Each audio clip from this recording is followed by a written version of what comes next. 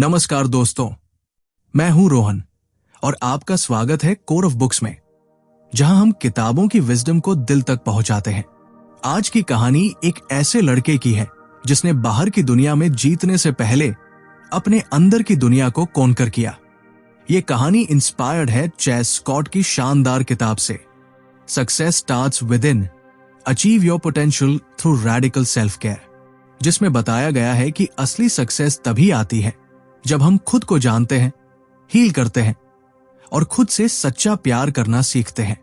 इस कहानी के हर चैप्टर में आपको एक नया लाइफ लेसन मिलेगा, जो ना सिर्फ आपको इंस्पायर करेगा बल्कि एक्शन लेने के लिए भी रेडी करेगा। और हां, अगर आपको ये वीडियो पसंद आए तो लाइक जरूर करें, चैनल को सब्सक्राइब करें और अपने थॉट्स कमेंट सेक्शन में शेयर करें।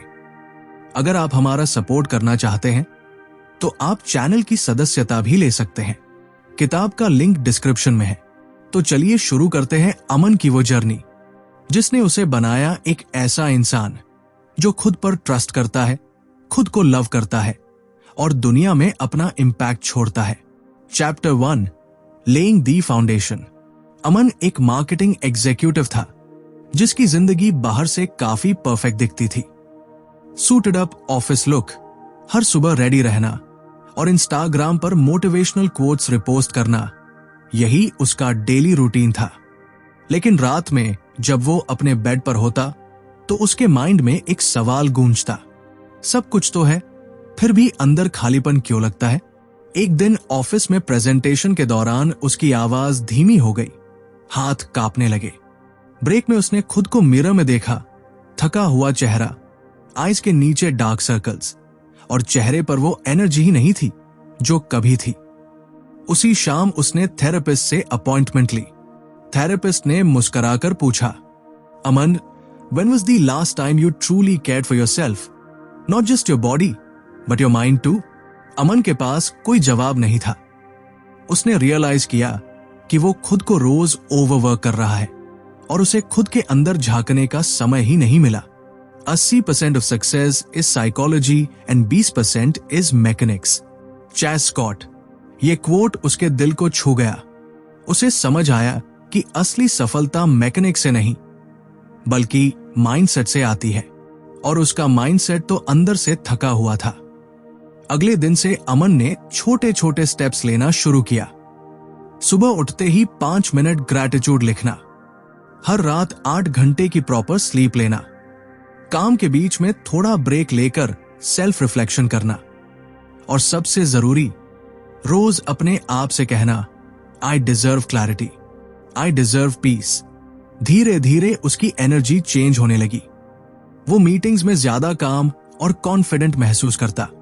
बॉस भी उसकी प्रेजेंस से इंप्रेस रहने लगा और दोस्तों को भी लगा अमन पहले से ज्यादा ग्राउंडेड और बैलेंस्ड हो गया है। अब वो काम सिर्फ सैलरी या रिकॉग्निशन के लिए नहीं करता, बल्कि इसलिए करता है क्योंकि उसे अपने अंदर पीस और डायरेक्शन मिला है। सक्सेस की शुरुआत अंदर से होती है। जब आप अपनी बॉडी, माइंड और सोल का ख्याल रखते हैं, तभी आप बाहर की दुनिया को कॉन्फिडेंटली हैंडल कर सकते हैं। रेडिकल सेल्फ केयर कोई लक्ष्य नहीं, ये फाउंडेशन है। Chapter 2, countering burnout building resilience. Aman की जिंदगी अब पहले से थोड़ी बेहतर थी। ग्रैटिट्यूड जर्नल, प्रॉपर स्लीप और पॉजिटिव माइंडसेट ने उसे नए रास्ते पर डाला था। लेकिन असली चैलेंज अभी बाकी था, बर्नआउट से सामना। कंपनी का नया प्रोजेक्ट लॉन्च हो रहा था। अमन को एक साथ 3 प्रेजेंटेशंस, 2 टीम्स और एंडलेस मीटिंग्स को हैंडल करना था। उसका कैलेंडर पूरी तरह भरा हुआ था, हर एक घंटे पर नई रिस्पॉन्सिबिलिटी। वो खुद को एक मशीन की तरह ऑपरेट कर रहा था। शरीर ने जवाब देना शुरू कर दिया। सुबह उठते ही सिर भारी, काम में जीरो फोकस और हर चीज से इरिटेट होना। एक शाम जब वो घर लौटा तो उसकी मम्मी ने पूछा, अमन, तू खुद के साथ इतना हर्ष क्यों हो गया है? तेरे चेहरे पर पहले वाली एनर्जी नहीं है। अमन ने मिरर में खुद को देखा, आंखें बुझी हुई, शोल्डर्स नीचे झुके हुए और एक्सप्रेशन खाली। उसी रात उसने खुद से एक सवाल किया, क्या मैं सक्सेस की दौड़ में खुद को खो तो नहीं रहा? Slow down to speed up. Chess Scott. ये कोट उसने अपनी जर्नल के पहले पेज पर बोल्ड करके लिखा। ये उसका नया मंत्र बन गया। अगले दिन उसने 3 बड़े चेंजेस किए। Intentional pause. हर 90 मिनट के इंटेंस काम के बाद 5 मिनट की ब्रीदिंग एक्सरसाइज या light music break. Clear boundaries. रात 9 बजे के बाद no emails, no work calls, सिर्फ खुद के लिए टाइम। Sunday reset ritual. हर संडे वो फोन बंद करता, नेचर वॉक पर जाता और खुद से एक सवाल पूछता, इस हफ्ते मैंने खुद को कितना रिचार्ज किया। वो अपने क्लोज दोस्त रिया से भी मिलने लगा, जहां सिर्फ काम की नहीं, जिंदगी की बातें होती थी। वहां उसने पहली बार एडमिट किया, मुझे लगा था नॉन स्टॉप काम करना ही डेडिकेशन है, लेकिन असल डेडिकेशन तो यह है कि मैं खुद को टूटने से बचा सकूं। धीरे धीरे अमन की सोच बदलने लगी। अब वो मीटिंग्स में क्लियर था, काम में प्रेसाइज और घर में पीसफुल। उसने बर्नआउट को डिफीट नहीं किया, उसने उससे फ्रेंडशिप कर ली। बर्नआउट एक सिग्नल है कि आपको पॉज चाहिए और अपने अंदर की आवाज सुननी है। Slow down to speed up का मतलब है कि आप अपनी पेस खुद सेट करें, ना कि दुनिया की स्पीड के पीछे खुद को एग्जॉस्ट करें। रेजिलियंस कोई सुपर पावर नहीं, ये वो आदत है जो आप रोज अपने लिए बनाते हैं। जितना आप खुद को स्पेस देंगे, उतनी क्लैरिटी और एनर्जी आपकी लाइफ में आएगी। Chapter 3, practising self awareness. Aman की जिंदगी अब थोड़ा संतुलित हो चुकी थी। बर्नआउट से निकलने के बाद उसने सेल्फ केयर की इंपॉर्टेंस समझी थी, लेकिन कहीं ना कहीं अब भी उसे कुछ अधूरा लग रहा था। हर दिन वो अपने काम में बिजी रहता, लेकिन जब अकेले बैठता, एक सवाल उसे परेशान करता, मैं कौन हूं और जो कुछ कर रहा हूं, क्या वो सच में मेरे दिल से जुड़ा है? कभी कभी उसे लगता कि वो दूसरों की एक्सपेक्टेशंस पर जी रहा है, क्लाइंट्स की एक्सपेक्टेशंस, परिवार की उम्मीदें, सोशल मीडिया की कंपैरिजन गेम। लेकिन उसके खुद के अंदर क्या चल रहा है, वो कभी खुद से पूछा ही नहीं। एक शाम वो एक कैफे में अकेले बैठा था और अपने पुराने जर्नल्स पलट रहा था। तभी उसका मेंटोर विवेक सर का कॉल आया, तू इस वक्त एक नए लेवल पर जा रहा है अमन, चल मिलते हैं।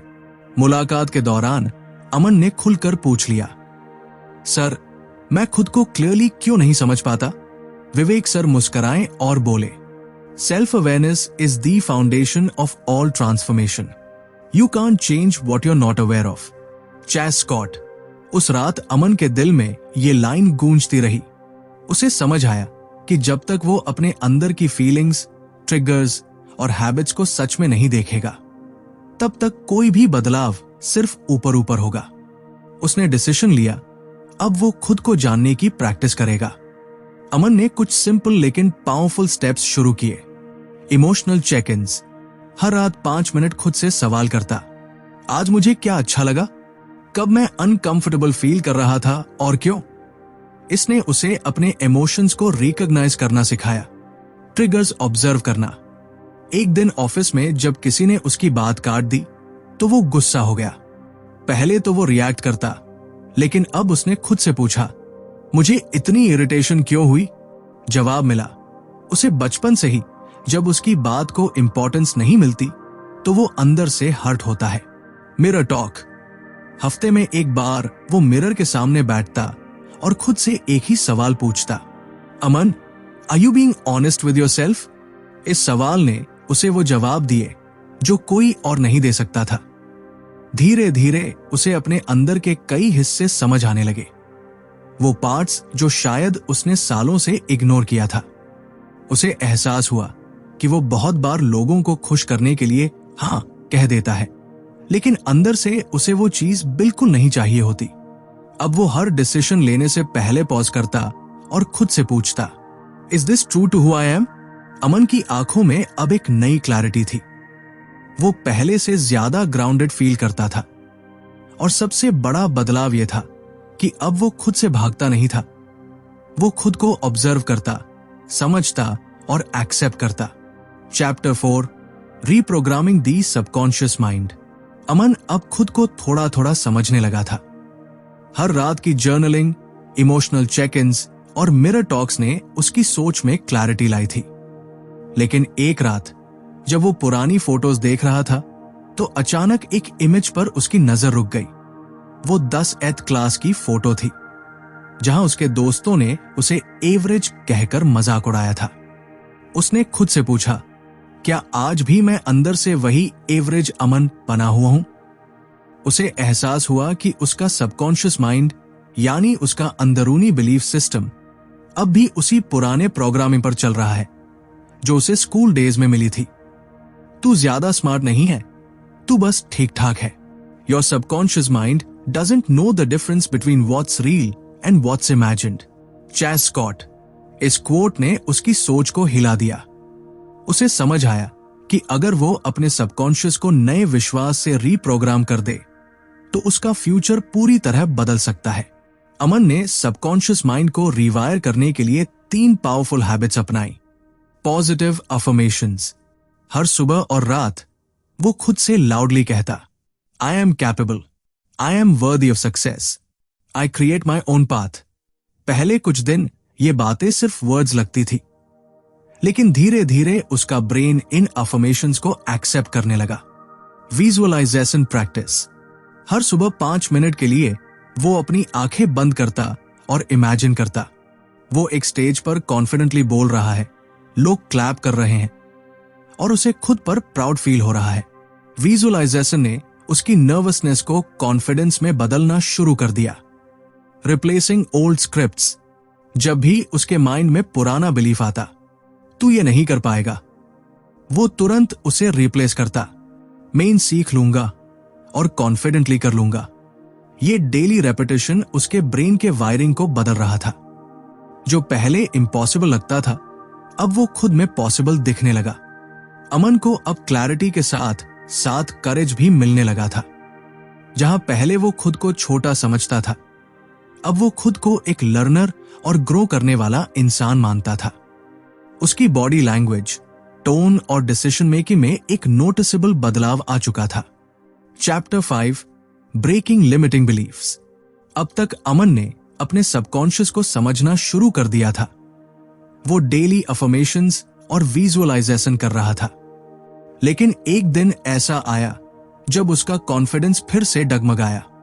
उसे एक बहुत बड़ा प्रेजेंटेशन देना था। पूरा बोर्ड ऑफ डायरेक्टर्स बैठा था।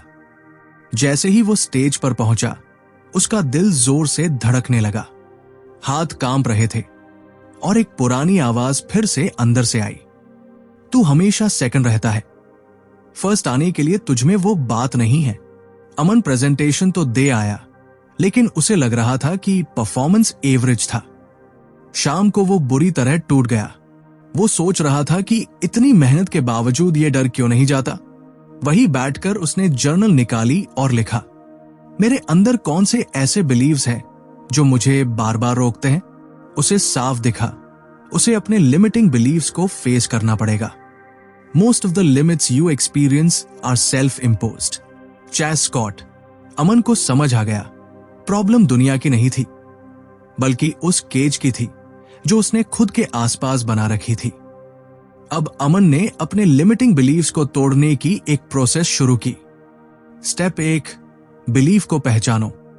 हर बार जब कोई डर या डाउट आता, वो खुद से पूछता, ये बिलीफ मुझे कहां से मिला?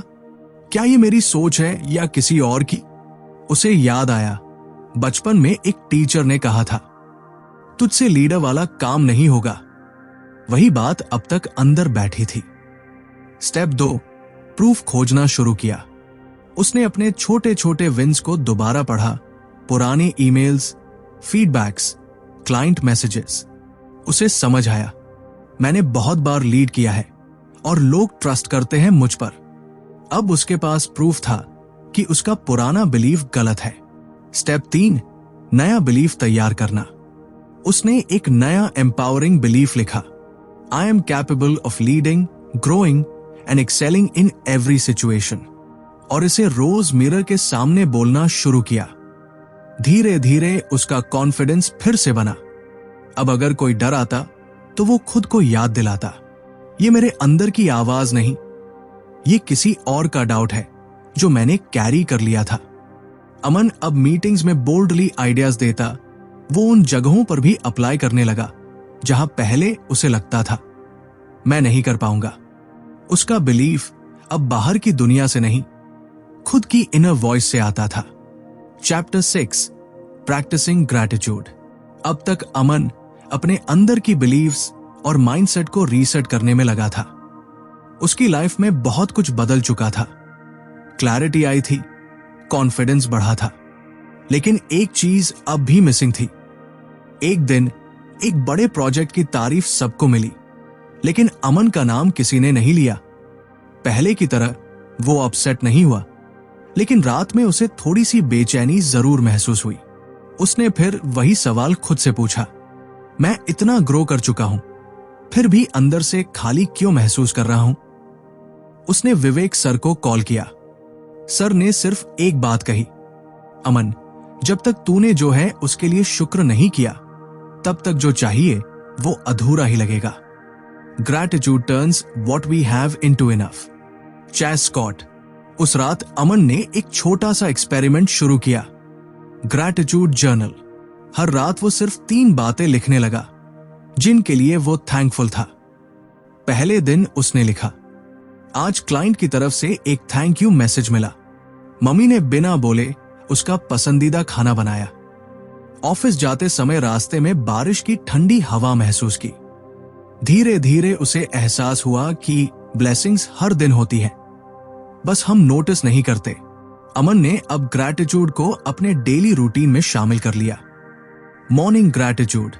हर सुबह आंख खुलते ही बिना फोन उठाए वो खुद से कहता, I am grateful for this breath, this day and one more chance to grow. Thank you meditation. हफ्ते में 2 बार वो बस 10 मिनट बैठकर अपने पूरे दिन को रिवाइंड करता। हर छोटी चीज के लिए थैंक यू कहता। बाइक पर टाइम से पहुंचना, कोली की एक मुस्कान, इवन जब कोई गलत बिहेव करता था उसके अंदर भी कोई लेसन था और वो उसके लिए भी थैंकफुल होना सीख रहा था। Gratitude in action. अब वो सिर्फ महसूस नहीं करता बल्कि दूसरों को भी ओपनली अप्रिशिएट करने लगा। टीम मेंबर्स को थैंक्स बोलना, घर में मां से बिना कहे हेल्प कर देना या दोस्त को रैंडमली एक कॉम्प्लीमेंट देना, ये सब छोटे जेस्चर्स अब उसकी आइडेंटिटी का हिस्सा बन चुके थे। और इसका असर, अमन की एनर्जी में बदलाव साफ दिखने लगा। वो पहले से ज्यादा लाइट फील करता था। अब वो जिंदगी की छोटी छोटी चीजों में भी खुशी ढूंढना सीख गया था। उसे अब हर दिन सिर्फ गोल पूरा करने की रेस नहीं लगती थी, अब वो हर दिन को सेलिब्रेट करता था। Chapter 7 cultivating mental resilience. Aman की जिंदगी अब ग्रैटिट्यूड से भरने लगी थी, लेकिन जिंदगी तो हमेशा स्मूथ नहीं चलती और यही अमन को अब सीखना था। एक दिन जब सब कुछ सही चल रहा था, एक बड़ा क्लाइंट अचानक कॉन्ट्रैक्ट कैंसिल कर देता है। बहुत सारी मेहनत, स्लीपलेस नाइट्स और उम्मीदें एक झटके में टूट जाती है। अमन का माइंड फिर से ओवरथिंकिंग में चला जाता है। क्या मैं फिर से हार रहा हूं? क्या मेरी ग्रोथ टेम्पररी थी? वो फिर उसी पुराने डाउट के जोन में जाने लगता है, लेकिन इस बार वो कुछ डिफरेंट करता है। वो खुद से भागता नहीं, वो अपनी इनर टूलकिट को एक्टिवेट करता है जो उसने अब तक की जर्नी में सीखा है। Resilience is not about avoiding stress but being able to recover from it stronger. Chase Scott. Aman ने अब रियल स्ट्रेंथ की प्रैक्टिस शुरू की, मेंटल रेजिलियंस की। Step 1 accepting the fall. पहले वो अपने आप से कहा, it's okay to feel disappointed. इस बार वो अपने इमोशंस को दबा नहीं रहा था, बल्कि उन्हें ऑनेस्टली फील कर रहा था। उसने सीखा कि पेन को एक्सेप्ट करना वीकनेस नहीं बल्कि करेज है। Step 2 reflect, don't react. उसने एक दिन खुद को गिव अप जोन में पाया, लेकिन इंस्टेड ऑफ रिएक्टिंग उसने एक पॉज लिया और पूछा, मैं इससे क्या सीख सकता हूं? उसने क्लाइंट के फीडबैक को समझा जो शायद वो पहले इग्नोर कर रहा था। स्टेप 3 कम बैक प्लान बनाना। अब वो एक नई एनर्जी के साथ बैठा। उसने प्लान बनाया, 2 नए क्लाइंट्स को अप्रोच किया, पुराने कंटेंट को रीपर्पस करना शुरू किया, अपने एक दोस्त के साथ कोलैब का आइडिया निकाला, वो गिरा जरूर, लेकिन इस बार जल्दी उठा और पहले से ज्यादा रेडी था। अमन को अब समझ आ चुका था, लाइफ कभी लिनियर नहीं होती। ग्रोथ की जर्नी में फॉल आना नॉर्मल है, लेकिन कमबैक करने की ताकत ही असली आइडेंटिटी बनाती है। अब अगर कोई चैलेंज आता तो उसका रिएक्शन सिंपल होता, ठीक है ये टेस्ट है, मैं पास जरूर करूंगा। Chapter 8 embodying self love. Aman ने अब तक डिसिप्लिन, ग्रैटिट्यूड, कॉन्फिडेंस और रेजिलियंस को अपने जीवन का हिस्सा बना लिया था, लेकिन अभी भी एक क्वेश्चन अनसुलझा था। मैं इतनी मेहनत क्यों कर रहा हूं? क्या सिर्फ सक्सेस के लिए, या क्या मैं सच में खुद से प्यार करता हूं? एक संडे को उसने खुद से एक ऑनेस्ट कॉन्वर्सेशन की। न कोई फोन, न डिस्ट्रैक्शंस, बस एक मिरर और वो। उसने खुद से पहली बार बिना जजमेंट के कहा, अमन आई लव यू। और इस बार ये वर्ड्स फेक नहीं लगे। उसके अंदर जो खालीपन था अब वो भरने लगा था। Self love is the foundation from which your best self emerges.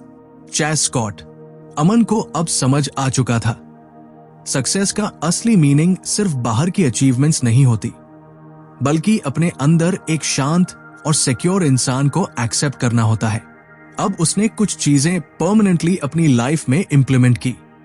Daily self love rituals. Mirror talk. हर सुबह खुद को देखकर 3 बातें बोलना। I am proud of you, you are doing your best, I love you for who you are. Boundaries set करना। अब वो हर चीज यस नहीं कहता था। वो जान चुका था कि खुद को प्रोटेक्ट करना भी सेल्फ लव का हिस्सा है। Self care without guilt. अब अमन जिम जाता था क्योंकि उसे अच्छा लगता था।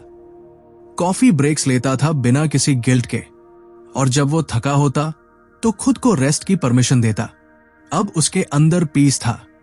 वो स्ट्रेस से डरता नहीं था, लोनलीनेस से भागता नहीं था, बल्कि खुद के साथ टाइम बिताना उसकी स्ट्रेंथ बन गई थी।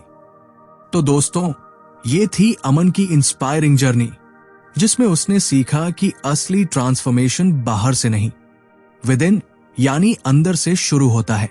चैस स्कॉट की इस किताब सक्सेस स्टार्ट्स विद इन ने हमें दिखाया कि radical self care, gratitude, resilience और सेल्फ लव कैसे हमारी जिंदगी की दिशा बदल सकते हैं। अगर आपको ये कहानी पसंद आई तो वीडियो को लाइक और शेयर जरूर करें। कमेंट में बताइए कि आपको सबसे ज्यादा पावरफुल कौन सा चैप्टर लगा। और हां, ऐसे ही और डीप और इंस्पायरिंग कंटेंट के लिए चैनल कोर ऑफ बुक्स को सब्सक्राइब करना न भूलें। मैं हूं रोहन और मिलता हूं आपसे अगली कहानी में, एक नई किताब, एक नए जीवन सबक के साथ। तब तक याद रखिए, असली सक्सेस बाहर नहीं, आपके अंदर छुपी होती है। Stay inspired, stay growing